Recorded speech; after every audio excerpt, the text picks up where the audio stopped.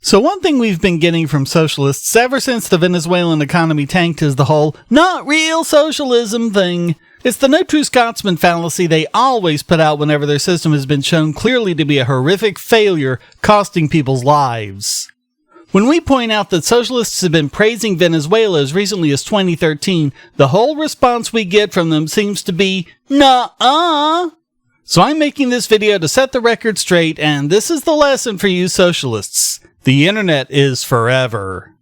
Remember that when Chavez took over in 1999 with the Bolivarian coup after having failed twice before, Venezuela was the richest country in Latin America. The Bolivarian government was designed from the ground up to be modern 21st century democratic socialism.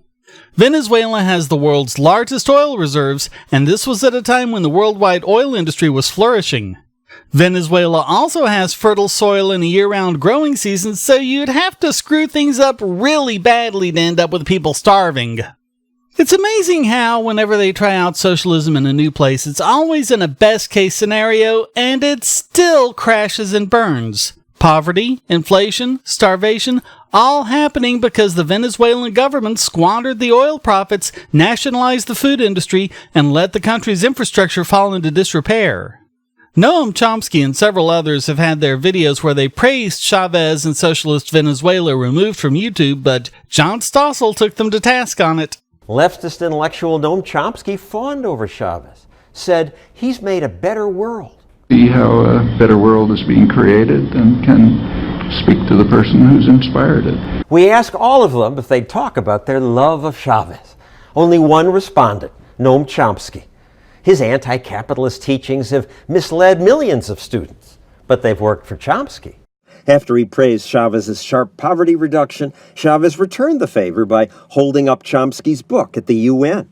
That made it a bestseller. So is Chomsky now ashamed of his praise? I never described Chavez's state capitalist government as socialist. Private capitalism remained. Capitalists were free to undermine the economy in all sorts of ways, like massive export of capital. What?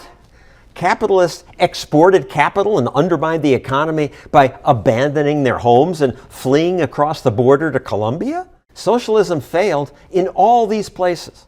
We are yet to see one socialist country succeed. And yet, sadly, they and other countries refuse to learn the lessons of history. Socialist luminaries like Oliver Stone, Jesse Jackson, and Michael Moore praised Chavez and his socialist Venezuela. You also had politicians like Jeremy Corbyn, leader of the UK's Labour Party. Let's start our analysis with comments made by socialist economist Joseph Stiglitz at the World Economic Forum in 2007. After laughably claiming that double-digit inflation wasn't really a bad thing, he said, Venezuelan President Hugo Chavez appears to have had success in bringing health and education to the people in the poor neighborhoods of Caracas, to those who previously saw few benefits of the country's oil wealth. He said that socialist governments have frequently been castigated and called populist because they promote the distribution of benefits of education and health to the poor. Yeah, that's why we don't like them. Right.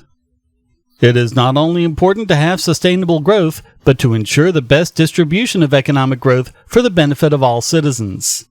That's socialism in a nutshell, and here's Stiglitz praising Venezuela for it in 2007.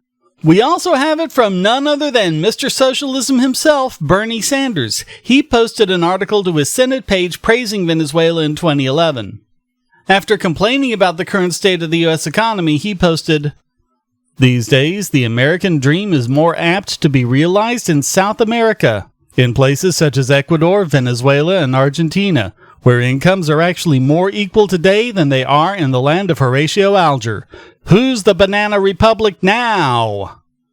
That same supercilious attitude was displayed 2 years later by David Sirota, a socialist commentator who just this year became a senior advisor and speechwriter for Bernie Sanders.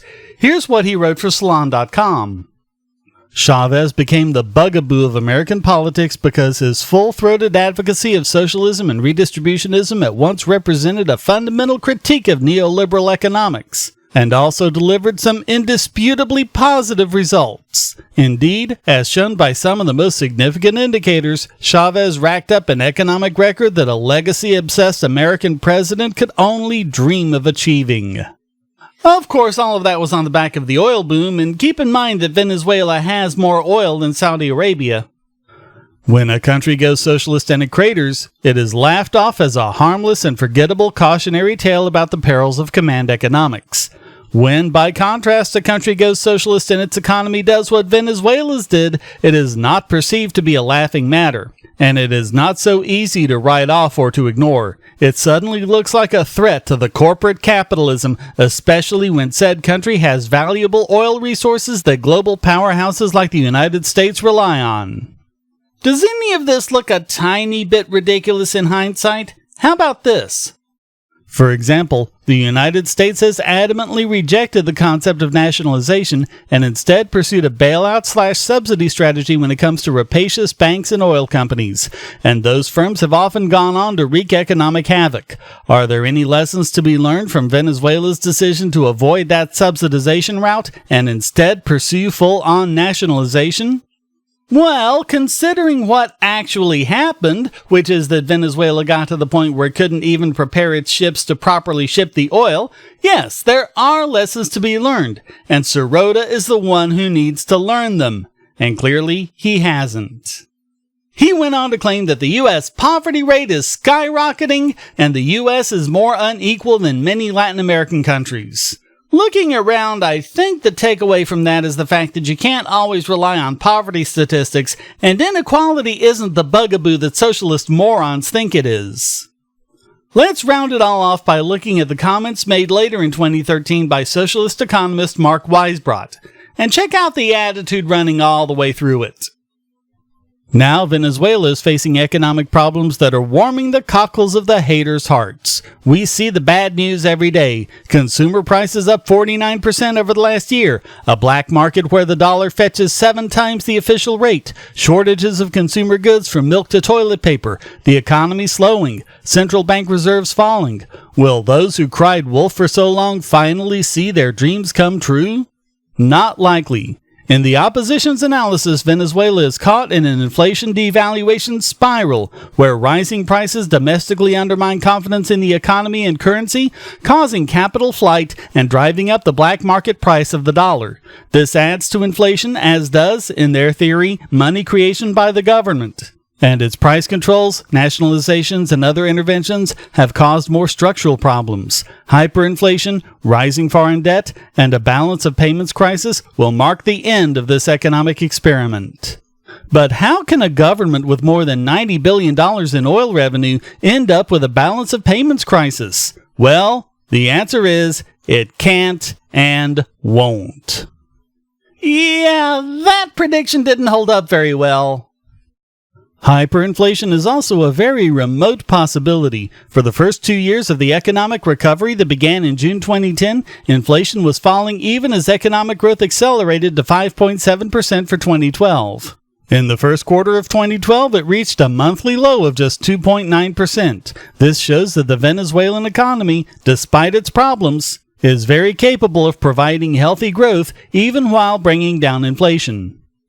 Of course, what really happened was that the inflation rate in Venezuela increased to 800% in 2016, over 4,000% in 2017, and almost 1.7 million% in 2018.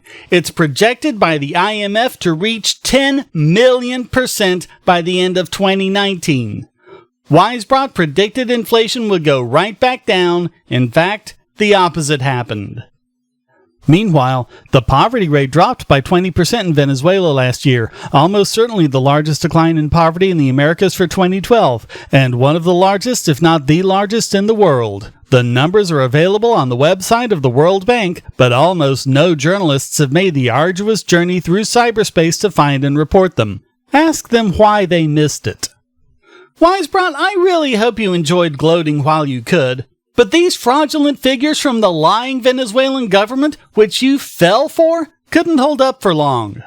Venezuela absolutely is socialist, and it absolutely was socialism that ruined the country and put its population into poverty, misery, and oppression.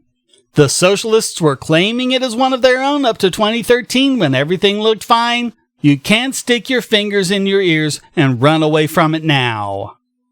So I hope you found this video to be a valuable analysis. If you did, please like this video and subscribe to this channel, and also go to donate.bogosity.tv, where you'll find several ways to support this channel, which is becoming more and more important in this age of demonetization and shadow banning. You can donate with PayPal or crypto, become a regular supporter on Patreon or Subscribestar, or watch my content on bittubers.com, which is always monetized and never censored.